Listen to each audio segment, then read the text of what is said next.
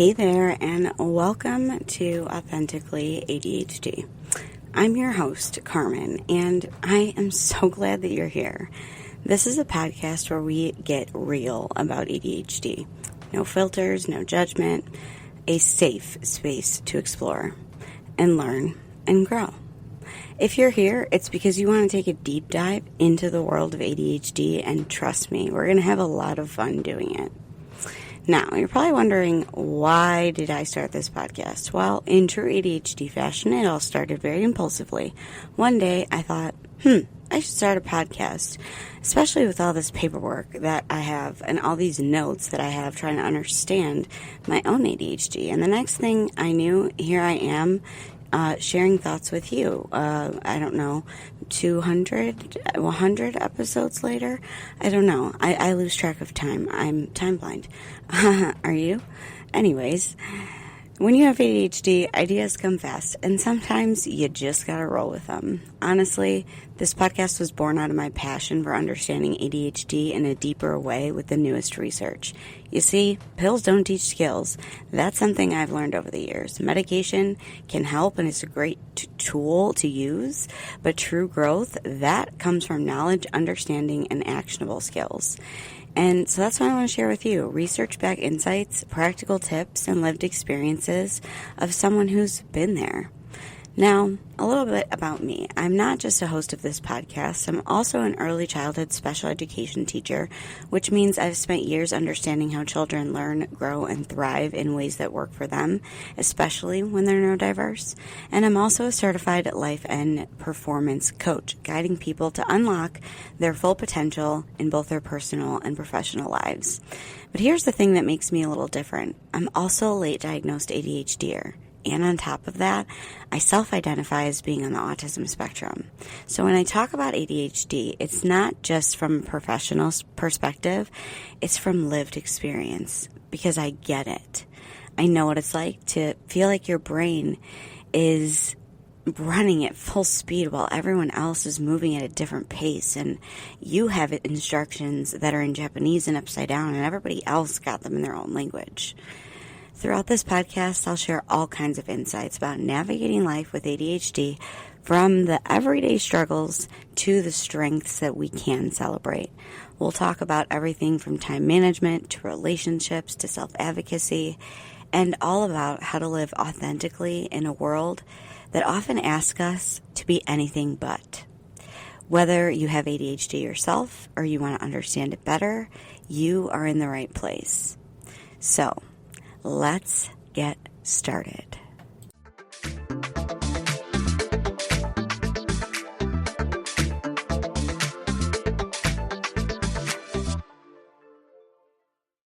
Hi, my friend, and welcome back to the Authentically ADHD podcast. I'm your host, Carmen, and today we're diving deep into the journey of understanding ADHD. Specifically, from the perspective of those who received a late diagnosis. The world of ADHD is vast, and when you're diagnosed later in life, it can be like flipping a light switch in your brain. Suddenly, everything makes sense, but there's also a bittersweet grief over the years that, could have been different. We're going to explore this journey, the grieving process for what could have been, and go into some practical strategies to help you navigate and cope with your new reality. Are you ready? Let's get started. So, what does it mean to receive a late ADHD diagnosis? For many, it's like stepping into a world with new ADHD tools and knowledge about yourself. ADHD has always been there, but the pieces didn't fit until you got the diagnosis. For many late diagnosed adults, it feels like the curtain has finally been lifted and unfolded like a lifelong mystery. Suddenly, behaviors and challenges that you've struggled with all your life, the chronic disorganization, the impulsive decisions, the never-ending cycle of starting projects and never finishing them, it all finally makes sense. Dr. Russell Barkley, a leading expert in ADHD, points out that late diagnosis is particularly common in women and among women and adults, as the symptoms often present differently than in the stereotypical ADHD image we associate with hyperactive little white boys in the classroom. Women, for example, tend to internalize our symptoms more, and our ADHD may manifest in ways that look like anxiety, depression, or just being scatterbrained.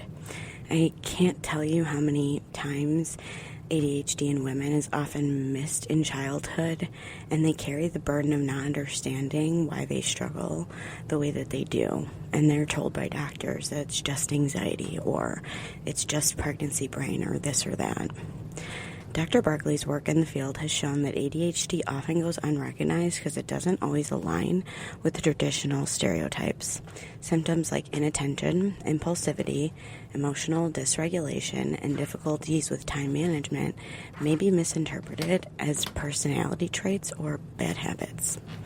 For many people with ADHD, these behaviors are dismissed as laziness, irresponsibility, or a lack of discipline.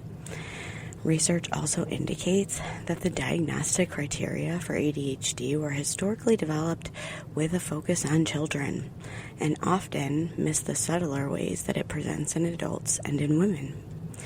This means that many individuals who live with ADHD throughout their lives never get the help they need as a result. They end up struggling to make sense of why things don't seem to click. For example, it's not uncommon for late diagnosed adults to look back at their academic or professional history and think, why was I always behind? Or why did I fail to follow through on important projects? The answer is ADHD, but for many, this realization only comes much, much later. Dr. Patricia Quinn, a clinical psychologist who specializes in ADHD, emphasizes that ADHD in adulthood often presents in more subtle ways, which can lead to misdiagnosis or no diagnosis at all. Adults with ADHD tend to have more internalized symptoms. They may struggle with anxiety, depression, or chronic underachievement without understanding the underlying cause. Quinn's research highlights that ADHD symptoms like difficulties with time management or task completion are often wrongly attributed to poor time management skills or lack of motivation rather than what's truly there, which is a neurodevelopmental condition. So we finally get that diagnosis as adults. It can be a revelation. Suddenly, all those struggles that we thought were our fault, the inability to keep a clean house, the unfinished tasks, the missed appointments, and the difficulties with relationships, it all starts to make sense. It's not that we weren't trying, it's that our brains work differently. In fact, information and research in neuroplasticity shows that brains with ADHD process information differently, which can explain ongoing difficulties we experience with executive functioning tasks like organization, prioritizing, and maintaining attention. Studies by Dr. Thomas Brown on ADHD and executive function demonstrate how ADHD affects cognitive processes like planning, working memory, and impulse control. Brown's research identifies 6 clusters of executive functions that are impaired in people with ADHD, including activation, which is getting started, focus and sustaining attention, effort, which is maintaining motivation, emotion, which is regulating your emotional responses, memory, working and non-working memory, and action, monitoring your performance and adjusting your behavior as you go. These difficulties are often not visible to others, which is why ADHD can be so elusive in adulthood. For those of us who get a diagnosis later in life, it's not just about relief and validation, though. Though these are part of it, there's also a bittersweet feeling. You start to think about the things that you could have done differently if you had known sooner. There's a sense of regret or frustration of why didn't anyone tell me? Why did I have to wait so long to understand myself? The thing is, even though it's tough to look back at those missed opportunities, receiving a diagnosis later in life does not mean it's too late to make changes. In fact, research suggests that adults can benefit from ADHD interventions just as much as children. Neuroplasticity, the brain's ability to reorganize itself by forming new neural connections, means that it's never too late to develop coping strategies, learn new skills, and improve your life. Research on neuroplasticity, including studies by Dr. Norman Dodge, show that the brain can continue to change and adapt throughout life. This means that adults with ADHD can still develop new neural pathways to improve their attention, self-regulation, and organizational skills, even after years of struggling. Interventions like cognitive behavioral therapy and medication have been shown to be very effective for adults, helping them manage their symptoms and building better coping mechanisms. The key takeaway here is that understanding ADHD, regardless of when you receive that diagnosis, opens up a new reality. That reality is full of possibility, as well as the power to make changes. Yes, there is grief over missed opportunities and the years spent struggling without a clear explanation, but there's also a newfound hope. Once you understand ADHD, you can begin to implement strategies to better manage your life and stop feeling like you're fighting against yourself all the time. So, let's talk about what you can do now that you have this new perspective. You've already made the first step towards changing your understanding and perspective of what ADHD is and how it shaped your life. In the next segment, we're going to explore some of the grief of the version of yourself that you thought you were. Many people face this with ADHD, and then later we're going to go into how understanding your condition can help you turn those challenges into sometimes strengths. Let's talk about grief. When you're diagnosed with ADHD later in life, you may grieve the version of yourself you thought you were or the opportunities you may have missed along the way. Psychologist Dr. Ari Tuckman suggests that a late diagnosis may trigger a mourning process. You might wonder, how could I have been different if I had known sooner? Or what could I have accomplished if I had the support that I needed? This grief is multifaceted. On one hand, you mourn the lost years or missed opportunities. Maybe you didn't finish college, or you struggled in all of your relationships, or your career path was full of detours because you couldn't stay focused. On the other hand, there's a deeper, more internal grief. It's the grief of it's for the person or the version of yourself that you thought you were. The person you believed was lazy, unmotivated, or lacking willpower. But that's not the real story. And that realization can be both liberating and heartbreaking at the same time. Yes, two things can be true. You can feel liberated and heartbroken at the same time. Dr. Ari Tuckman, a clinical psychologist specializing in ADHD, argues that the mourning process after a late diagnosis often involves both personal regret and a realization of how much energy was spent trying to live in a way that didn't align with one's neurodivergence. Tuckman's research highlights that many adults with ADHD experience guilt and self-blame for their struggles, which may have been preventable or mitigated with early intervention. In fact, studies from the Journal of Attention Disorders show that individuals who are diagnosed later in life tend to experience higher levels of anxiety and depression due to their prolonged struggles without adequate support. When we finally understand that our struggles were due to ADHD all along, it's not just a sigh of relief, it's an emotional release. The weight of thinking that we were flawed or failing all these years can be overwhelming. The grief, though, is not just for all the opportunities lost. It's also for the internalized shame that we've carried. Many of us have believed for a long time that we were just lazy, crazy, or stupid, not trying hard enough, or simply just not good enough. Dr. Stephen Hinshaw's research into ADHD highlights significant impact of self-esteem and self-stigma, especially in undiagnosed individuals. In his studies, he found that untreated ADHD can lead to chronic feelings of failure, inadequacy, and low self-worth, all of which stem from a lack of understanding of one's condition. This self-stigma is often worsened when ADHD goes undiagnosed and untreated, leading individuals to internalize their difficulties as personal shortcomings rather than symptoms of a neurodevelopmental disorder. Let's not sugarcoat it. Grief is complicated, and it's not just a matter of, oh, now I understand why I struggled.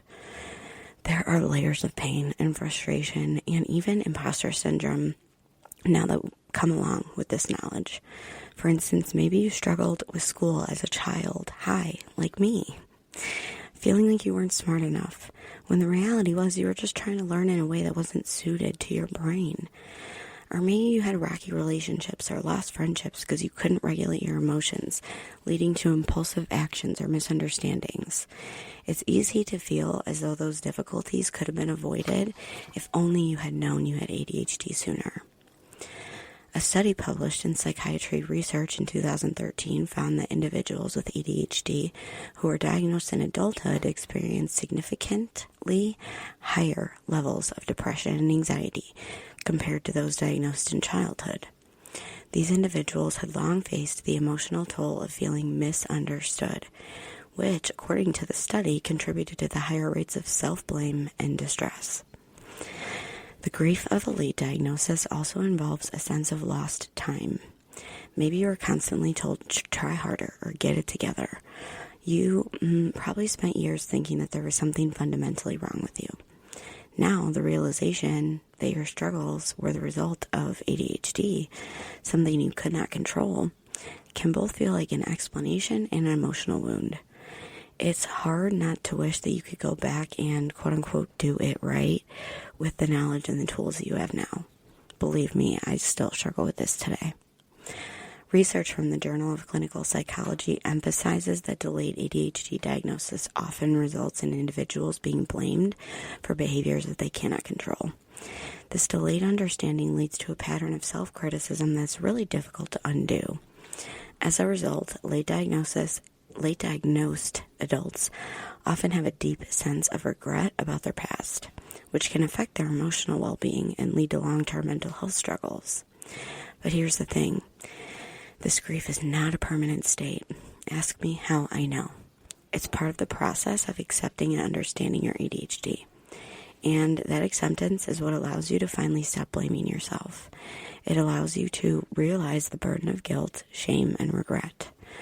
It's a moment of realizing that the missed opportunities weren't really your fault.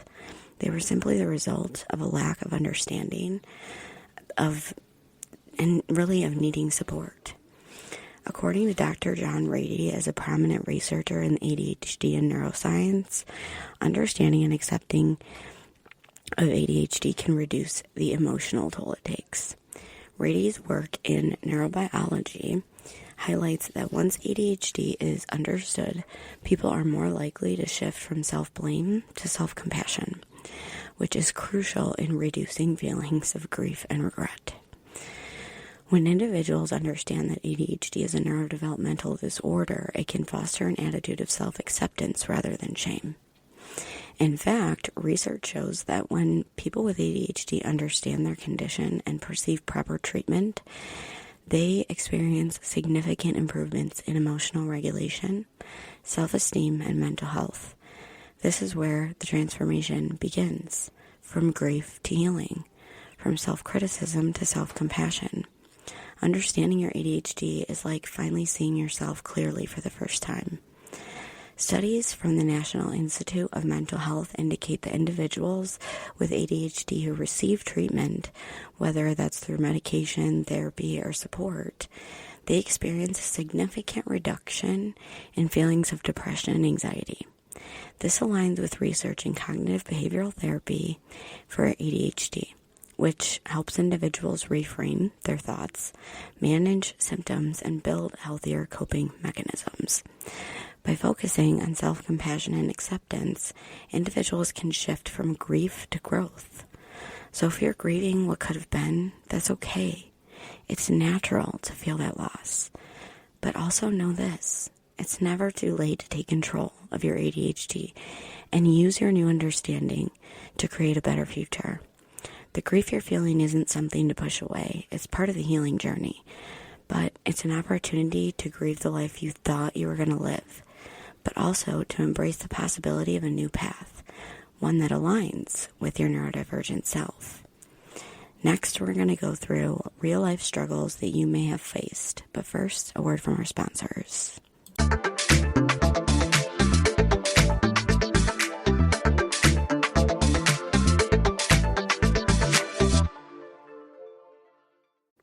Hey there. If you're looking for a game changer in managing your ADHD, let me tell you about something that's made a huge impact on my life. Focused, the adult ADHD group coaching program by Kristen Carter. This isn't just another program. It's a community. It's a roadmap. It's a lifeline for adults with ADHD who want to thrive. Inside of Focus, you'll find weekly coaching calls with Kristen packed with actionable insights, a supportive community of adults who get it. They get what it's like to live with ADHD. You'll get tools and strategies that actually work for our brains. No fluff, just real results. I've been a part of Focus for over a year, and let me tell you, it's where I've learned so much of what I share with you on Authentically ADHD. It's been a game changer for me, and I think it could be for you too. And here's the best part. If you use my link to join, we both save money. It's a win-win. So if you've been looking for the right ADHD support, this is your sign to check it out. Head to the link in my show notes to learn more and sign up. Let's thrive together with tools and support that we need to succeed. Are you also loving what we're doing on Authentically ADHD but want to take your experience to the next level? Well, I have got something for you. Introducing the Authentically ADHD Patreon, your VIP pass to the ultimate ADHD support hub. As a Patreon member, you'll unlock exclusive perks like early access to every single episode, hear it before anyone else does, a treasure trove of resources that I've made, tools, guides, and worksheets to help you thrive in everyday aspects of life, direct coaching opportunities with me designed to help you harness your ADHD powers, and the cherry on top, an incredible community of like-minded individuals who just get it. You're not alone on this journey, and together we can be unstoppable. By joining Patreon, you're not just supporting the podcast, you're fueling a movement. Together, we're breaking stigmas, embracing authenticity, and creating a world where ADHD is seen as a strength and not just a struggle. So what are you waiting for? Head over to patreon.com/authenticallyADHD and join the family today. Let's keep growing, thriving, and showing up authentically together. Hope to see you over there. Back to the show. Hi, this is a disclaimer that I am a early childhood special education teacher. I am a certified life and performance coach, and I am a podcaster. All right, I am not a medical doctor, and none of this information should be used in supplement of a medical professional and or therapy.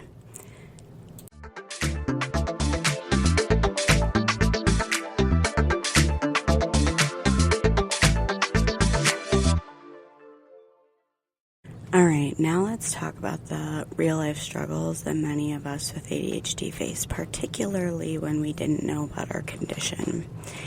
ADHD affects a lot more than just focus. If you've been here for any amount of time, you know that I believe that ADHD has a terrible name. It impacts executive function, emotional regulation, self-regulation, relationships, and decision-making, and more. You know, it's easy to think of ADHD as just a focus issue, but in the reality, it's much more complicated. ADHD touches nearly every aspect of our lives. Let's start with executive function.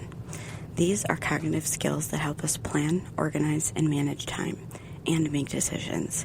ADHD can help us plan, organize, and manage time, and ADHD causes significant difficulties in all of these areas.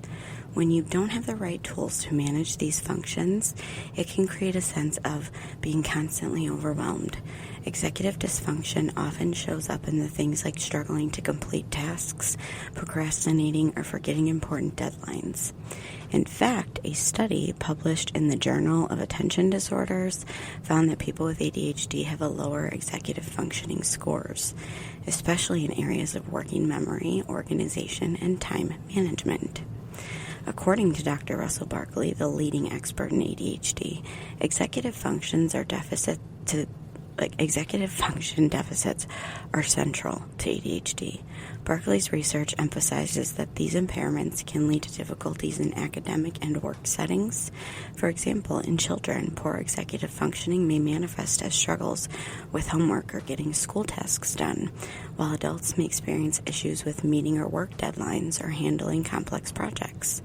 The result?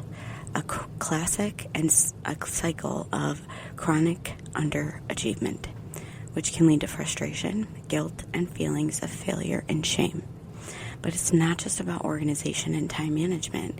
ADHD also significantly affects emotional regulation, and this can lead to challenges in relationships. Dr. Stephen Hinshaw, a prominent ADHD researcher, has pointed out that emotional dysregulation seen in ADHD can make it difficult to handle frustration, stress, or even everyday situations. This can result in explosive reactions, impulsivity, and mood swings that negatively affect friendships, family dynamics, and romantic relationships. Dr. Hinshaw's research highlights how emotional dysregulation is one of the most significant and often misunderstood aspects of ADHD. His studies show that people with ADHD tend to react more intensely to stressors and often struggle to calm down once they're once we're emotionally worked up. This heightened emotional response can strain relationships, leading to misunderstandings, conflict, and sometimes even feelings of alienation and rejection. Hinshaw's work also emphasizes how these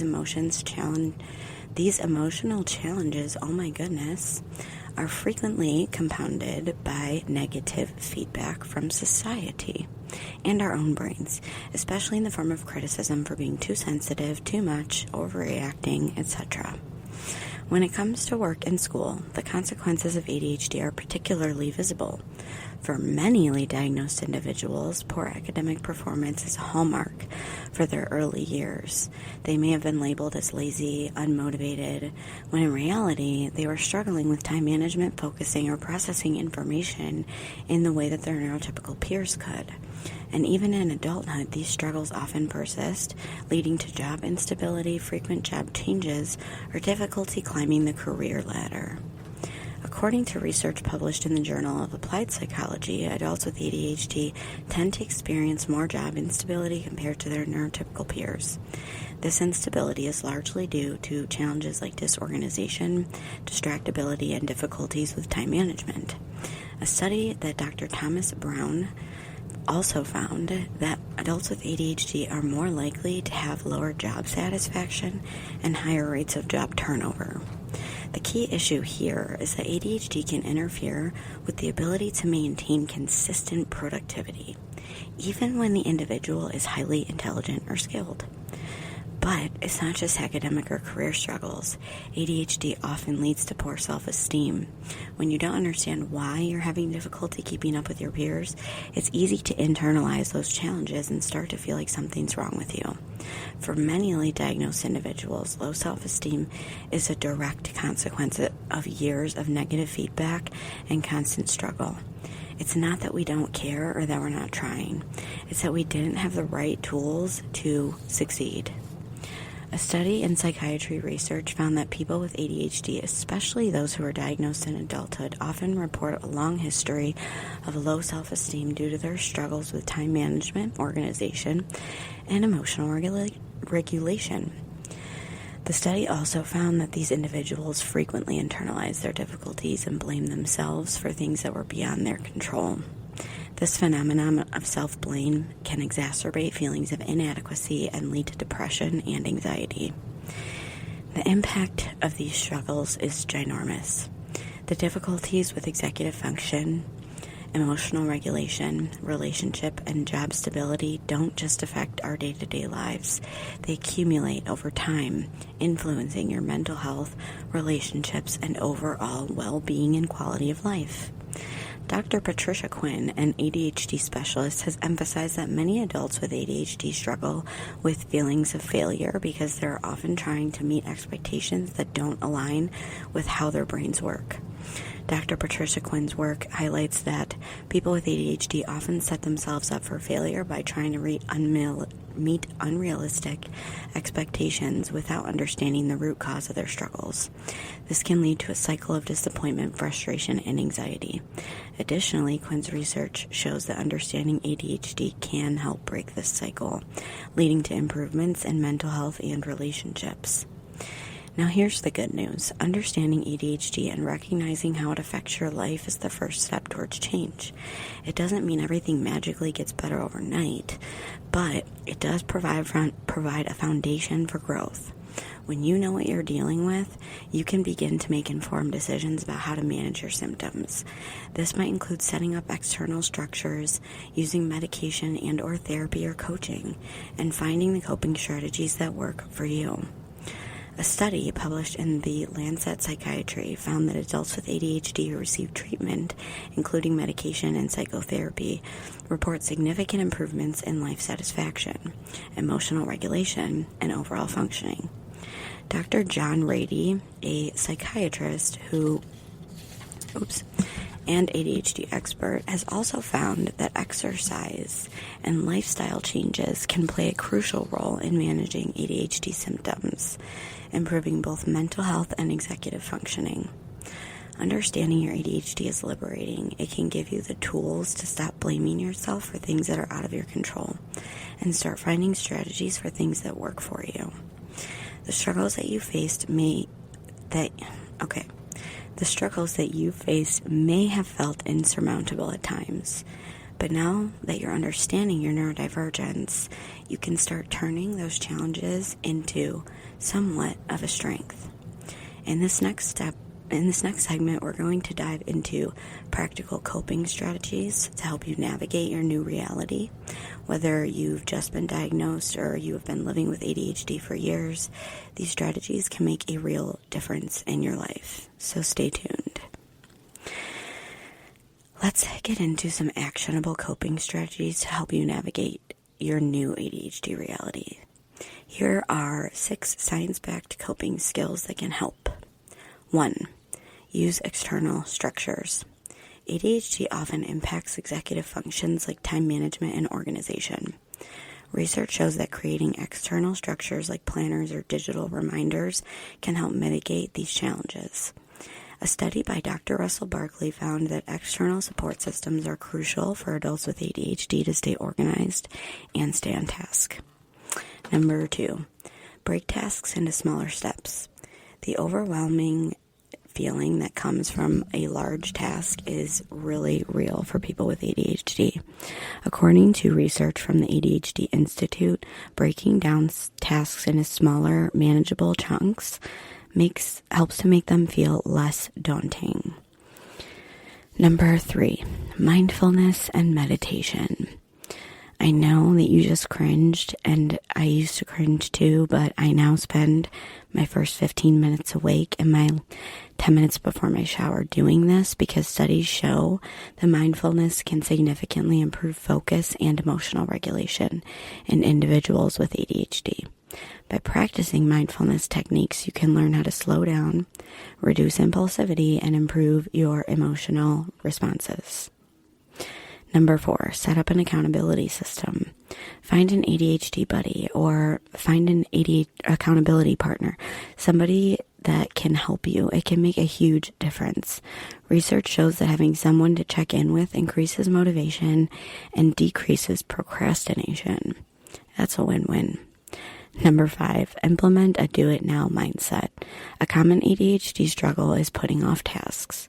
The do-it-now approach can be effective, and Dr. Timothy Whelans has found that when people with ADHD tackle tasks immediately, they prevent the cycle of procrastination that leads to stress and overwhelm.